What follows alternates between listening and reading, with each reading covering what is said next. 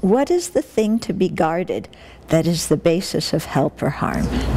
The state of one's own mind, the basis of both good and evil. So actually, as Buddhists, we don't talk much about evil in the same way that it's spoken of, like in Christianity.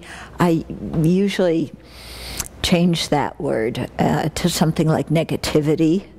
Yeah, because evil to me implies something out there that is externally evil, that afflicts you, and Buddhism really doesn't have that kind of notion. You know, it's much more the thing of,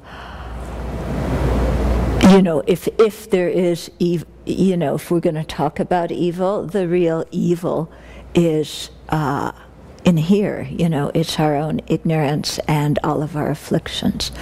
So I remember one time going to a school outside of Seattle. They invited me to talk at a high school, and one boy asked me there if we believed in the devil, you know, the external embodiment of evil. And I said, no. I said, you know, the real quote, quote, devil, you know, is our own self-centeredness. Yeah. So when it talks about here the mind that is the basis of goodness and negativity, or the state of our mind, you know, to really guard the state of our mind, because when afflictions are manifest, then negativity gets created, then suffering ensues. When we, you know, are able to manage our mind and cultivate our good qualities, then though, you know, virtuous mental factors arise, virtuous karma is created, happiness ensues. Okay, so it's really all dependent on what's going on inside here. Yeah, and that's why motivation is so important in Buddhism. You know, we may do lots of pujas and prayers and chantings and offering and all sorts of external things, but the real thing that makes any of those become Dharma practice and any of them become valuable is the state of our mind. Yeah, because you can do any of those practices with an aspiration for full awakening, with an aspiration for liberation, with an aspiration for a good life, with a wish, an aspiration to have a good reputation, with the wish to be famous and be known as generous or very talented and well cultivated. You know, there's so many different kinds of motivations that we can have for doing the exact same external action. Yeah, so that's why the state of our mind is so important, because the result of the action, karmically, the long-term result, is going to depend on the state of our mind. And so also our mind is the basis for samsara and nirvana. Yeah, samsara, the state of cycling, taking up one body after another without control, or under the control of, you know, afflictions and karma. And nirvana, the state that is the cessation of that, the freedom from that, the real liberty that we seek. Yeah, so all of that is on the basis of the mind.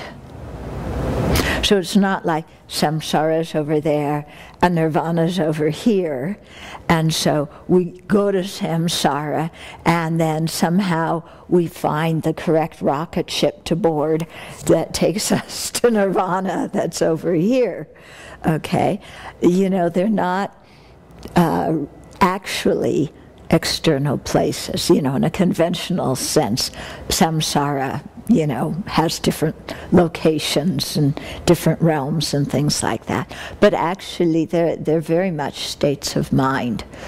Yeah, and so this same mind that we have, whose conventional nature is clarity and awareness, whose ultimate nature is empty of inherent existence.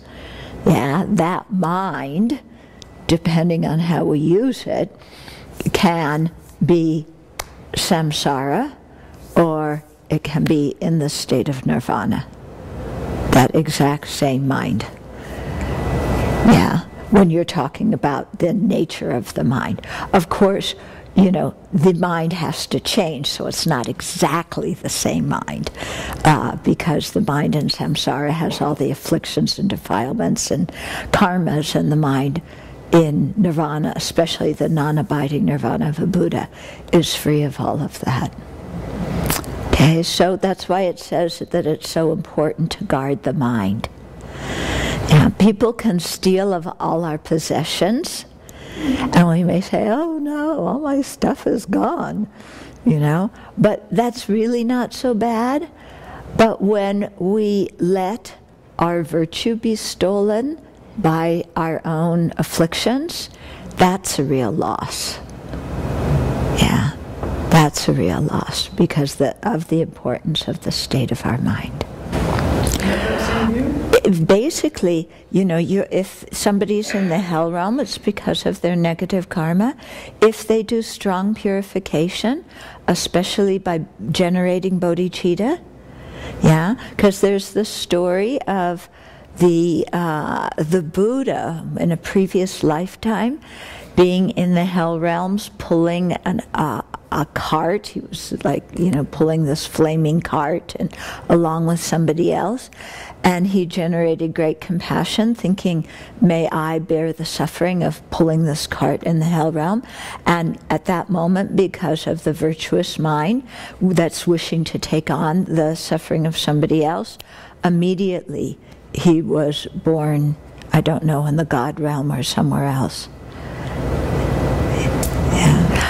It would be difficult, but if you know, because it's difficult to generate any positive thought in the hell realm, okay? But for somebody who's a bodhisattva, who could generate that thought, that could certainly happen. And even perchance if there's some ordinary being, because the lower level bodhisattvas are ordinary beings who could generate that kind of thought.